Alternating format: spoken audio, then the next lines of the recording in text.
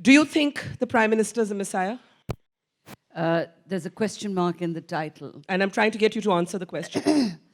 Well, you know, when you read the book, you'll see that I actually did at one point think that he could be a messiah.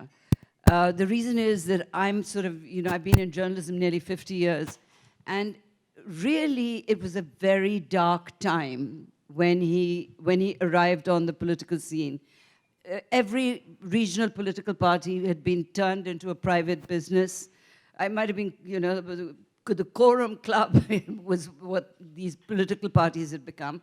So for this man who didn't have any personal agenda, and who really seemed to be speaking a language of changing the economic direction of India and changing the political culture, which, you know, I mean, what we call the Latians culture, where, you know, our politicians live like princes.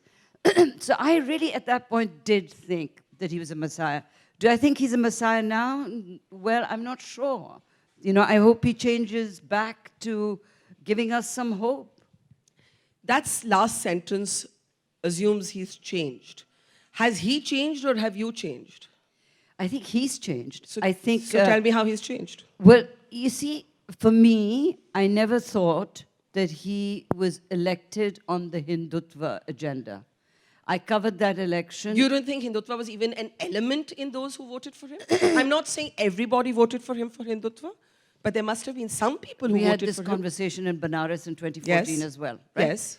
And did you think at that point that it was Hindutva? I think his core base did vote for him because of Hindutva. There were many others who voted for him for 1,000 other reasons. I think that he didn't need the base. My own, you know, I covered that election quite extensively. We ran into each other in Banaras and had this conversation then. He did not need the RSS. That's the base. The RSS needed him. They were there on his back. Normally, when you talk about Hindutva being a factor, it has to be a political leader who is beholden to the RSS.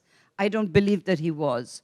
So for me, this Modi 2.0 has come as a real shock, because ever since he came into his second term, you know, we haven't heard much about the economy, we haven't heard about new direction, and, you know, it's disappointing.